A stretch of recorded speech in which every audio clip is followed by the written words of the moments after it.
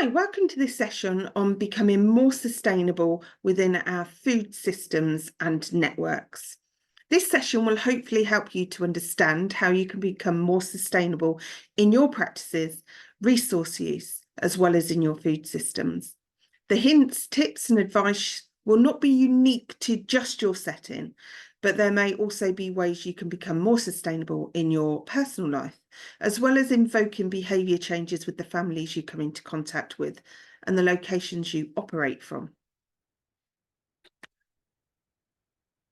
So first, let's take a look at food sustainability. We're going to divide this into three different sections.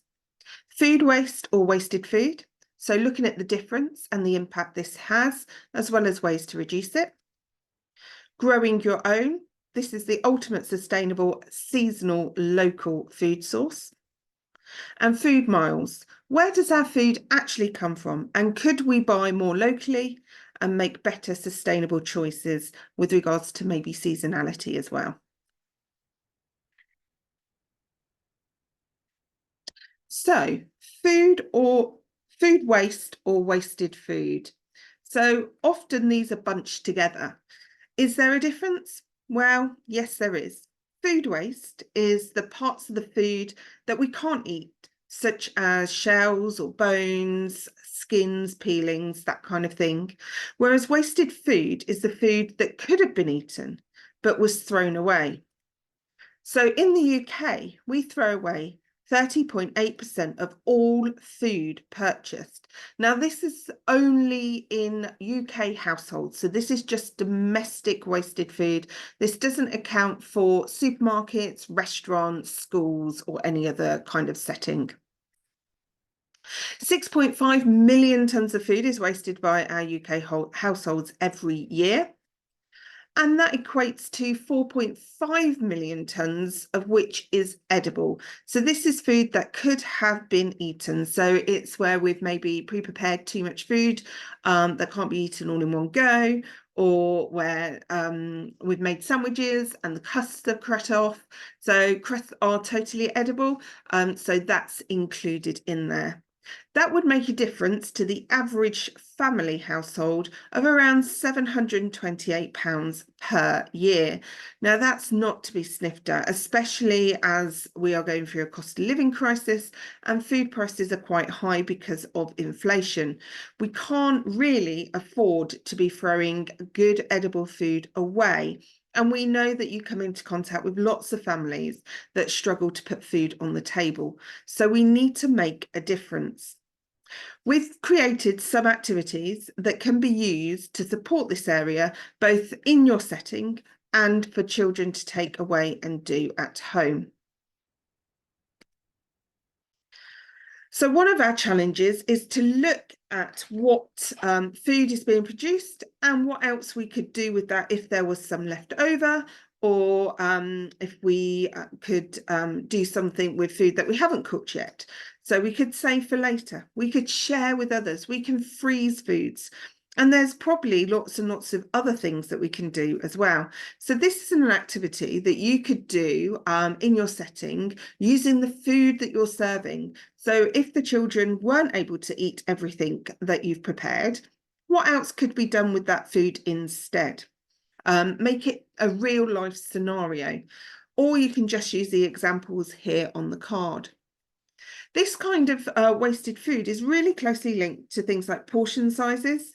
And so again, getting children to understand what portion size is right for them is also another way of reducing this down. All these resources can be accessed off the link at the bottom of these slides through the Healthy Schools website, along with all of our other HAF resources, which we might reference. So there is one for portion sizes on there as well. We've also created a food waste diary. So this can be used in your setting. So you can maybe monitor what food is going in the bin and ask the young people why, so that you can combat that and reduce down your costs, but also reduce down that wasted food, which has an environmental impact. Or you can ask them to take this home and have those conversations with their parents or whoever's at home to see if they can have a positive impact on the food that they are consuming, and maybe reducing down costs and waste there as well.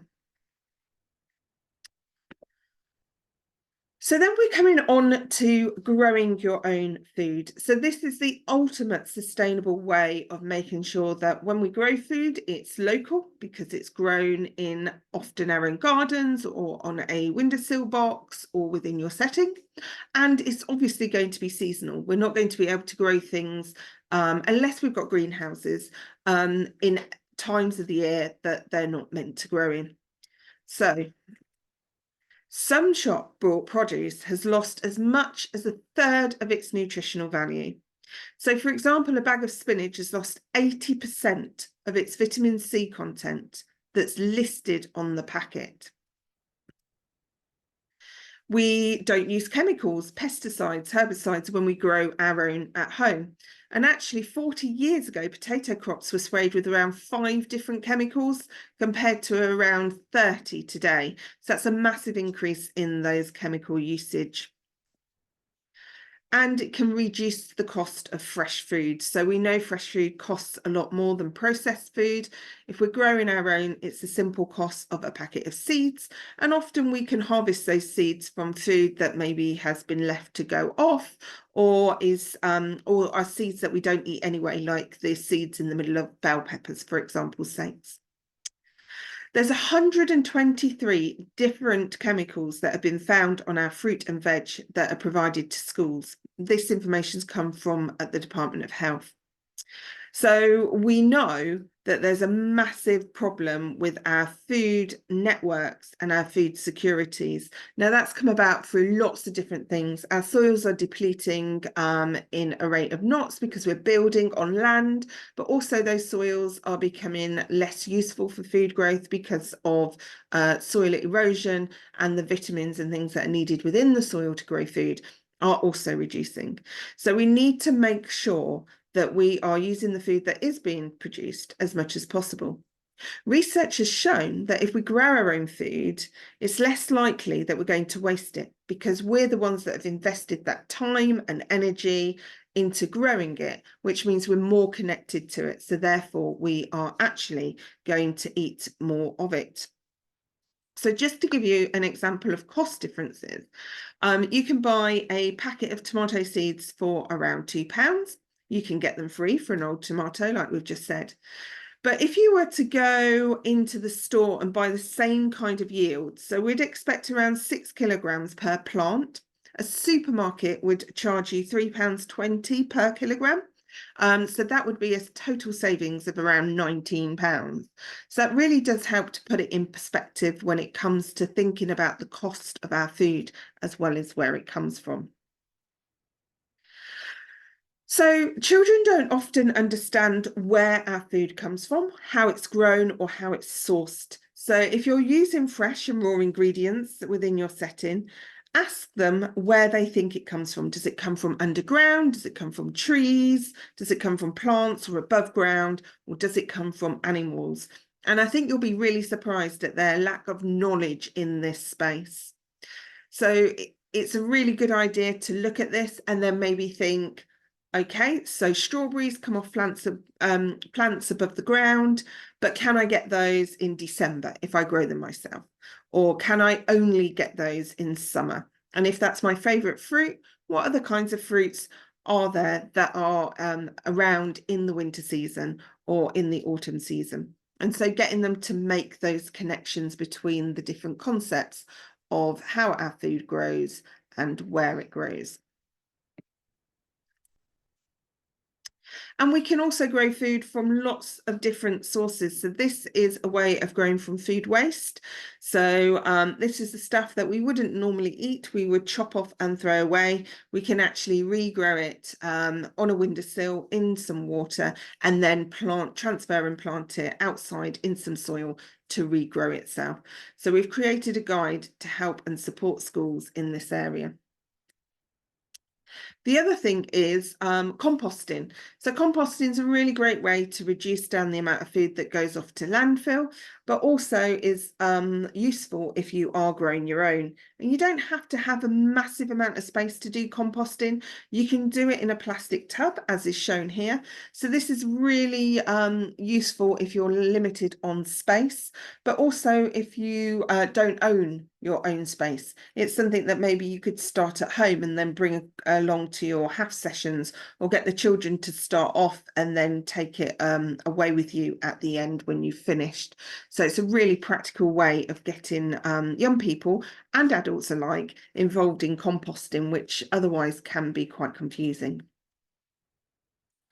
So food miles is the other thing that we want to look at within our food sustainability network. So local and seasonal food, as we've learned, is definitely the way to go. Local is deemed anything that's within 100 to 150 miles. So that's quite a big distance around England. Obviously, if you're in a bigger country like America, then that wouldn't be so far. But we can pretty much get a lot of food from within that distance from where we are here in the east. When food is not sourced locally, it's either grown in a hothouse or shipped in from other parts of the world. And it's estimated that the average fast food item on our dinner table travels 1,500 miles to get there. So that's come a long way around the world. That might be from where it's grown to a packaging department, from a packaging department to a process department, from a process department to a warehouse, and then distributed to the shop, and then finally from the shop to our homes or our locations where it will be consumed. Out of season crops need to be transported and harvested early and refrigerated for long periods of time. So this is to aid in that transportation process, where obviously they're not going to be consumed straight away. Consequently, produce may not ripen as effectively as it would in its natural environment, and some level of flavour and moisture and that nutritional value is lost as a result. But because of that refrigeration that needs to take place, it also contributes an additional 10% to our carbon emission each year. And did you know that over 95% of our fruit and 50% of our vegetables actually come from abroad? So that's when we think about what we consume, that's quite a massive amount of food that doesn't come from the UK. So we're challenging young people to have a look at where their food comes from. So in this activity, we are challenging them to look at packaging, to look at where that food's come from, and then to have a look, could I have grown that within my garden? Could I have sourced that from the UK? Could I have sourced it from Europe? So making sure we're reducing down that mileage as much as possible, and that includes eating seasonally. And then we can look at swaps. So I love strawberries. They can be grown in the UK, which is local, and seasonal if I'm only eating them in the summer. But if I want strawberries with my Christmas dinner, they're likely to have been shipped in around the world. And so therefore, what could I have as an alternative to strawberries at that time of the year? Well, I could have gone out in autumn and picked blackberries. They're very local and seasonal, and then I could have frozen them, and then I could have got them out at Christmas. So that's a really easy way of explaining how we could make a positive swap to be more sustainable in our food networks. So we've also created a food sustainability poster with 10 ways to maybe think about that or be able to put that into practice. It's a really good reminder to have up and about in your setting. It goes over some of the things that I've already spoken about within this session, but we've also got additional links in here for you as well. So the Food Miles link here allows you to look at where food comes from and how long it takes to get to you. So how far it's come, sorry. So this is the website, and we can look at the United Kingdom, that's where we are. We can have a look at the packaging and see where our food has come from. So we could put in Argentina, we can put in the item, and we can submit, and it will tell us how far that's traveled. So it goes from capital to capital, so it's not 100%, but it gives a really good visualization for young people and children to be able to have a go and look, and then kind of maybe think about, well, if I bought them from Spain, how many miles would that save? So it tells you approximately how many miles that has travelled. Again, that only takes you to the capital, London.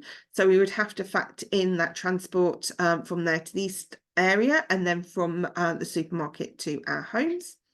But it also tells us how much carbon it creates as well. So then if I change this to, let's see if I can put that in Spain.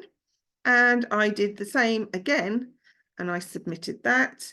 Okay, then it's going to tell me how many miles it is, which is a lot less than it was previously. And then it's also going to tell me the distance in a carbon footprint as well. So it's a really good visualization of how our food miles work. We've also got a link here to the Big Barn Discover Local Food. So this is a really good link. It's a link to show us where we can get local food from. So let's have a look at this one. Apologies. So if I put in our office postcode here, so you just put your postcode in and we can go to the map, and then on the map it will show me what local stores we've got near us. So whether that's farm shops, whether that's community fridges, whether that's refill shops, lots and lots of different places. And so you can move around. If you click on something, it will bring it up. It gives you the address details, what kinds of foods they sell as well. So that's a really, really good link if you want to look at what's sustainable around you. So number 3, we haven't touched on in the resources for you to use, but correct storage of food really can make a difference. So that can include keeping strawberries in a jar instead of in an open punnet as they are brought. It could be placing things like celery and carrots in water, so that keeps them fresher for longer. And there's lots and lots of different ways of looking at correct storage. So if you Google that, that will come up with lots of different things. And Revive Fresh Food from Love Food, Hate Waste also looks at that correct storage, which might challenge some of the norms and some of the things we've been doing for a long time. Grow your own, we've obviously spoken about, but you can go to your local cafe and ask for their used coffee grains. They're really, really good for aiding plant health and growth. So if you use those in your gardening projects, then you will see a noticeable difference. And there are plenty of websites that look at growing your own fruit and vegetables and herbs and giving you help and advice. So I am not very green-fingered. I try as much as I can to grow my own food, but I'm not an expert. So this is really helpful to give me helpful hints and tips, especially around the changing seasons and weather that we might incur as well. You can go for wonky. Once it's cut up and it's put in a lasagna or it's put in a soup, you're not going to see that it's wonky. Often that's really a lot cheaper.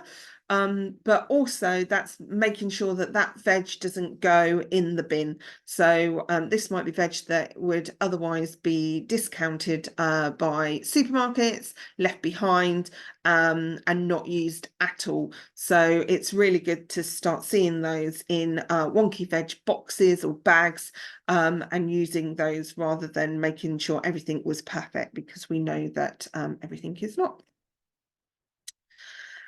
So checking the label. Often sell by, use by and best before dates get really confusing, and there's been a lot of work done on this recently where people haven't really totally understood. So because they don't understand those different labels, they just go by the date, and if it's a date that's passed or the date is today, then they throw that food away, and actually that's not always needed. So making sure that we advise people on the right usage and terminology of sell by, use by and best before dates means that not only are we meeting health and safety requirements in terms of food, but we are also reducing down food that could be eaten and used from going in the bin because people think it can't be. There are now new schemes called Too Good to Go. So hopefully you've heard of these. You can register for them for free on an app. And at the end of the day, if there's a bakery local to you and they've got stuff left, then they will put that on there for people to be able to access. It's very hit and miss. It does depend on the day what you're going to get. It does depend on your area.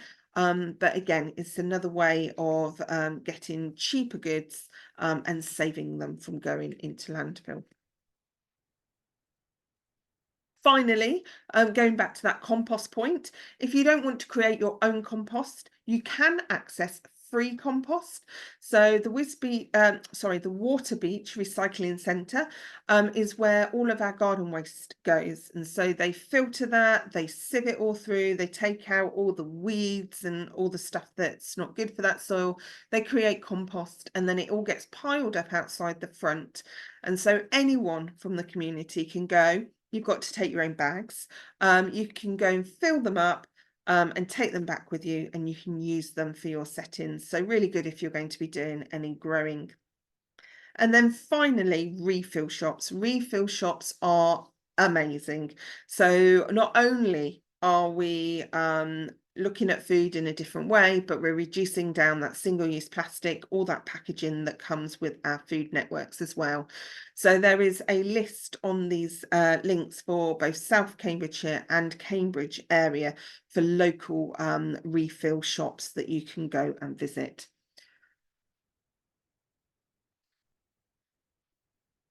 So that's everything to take you through today. There's quite a lot in there.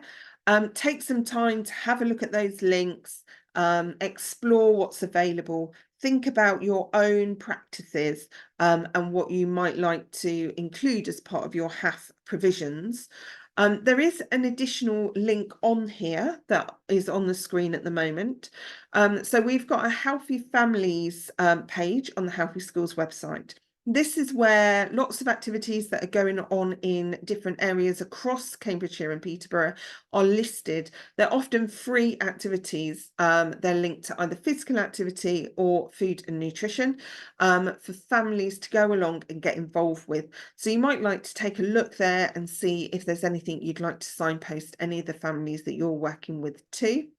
And then there's also the Simply Veg link there. So Simply Veg is a resource for parents to try and get more children to eat more vegetables at home. It's brought to you by the same people who have brought together the Eat Them to Defeat Them campaign, which you might have seen advertised on ITV.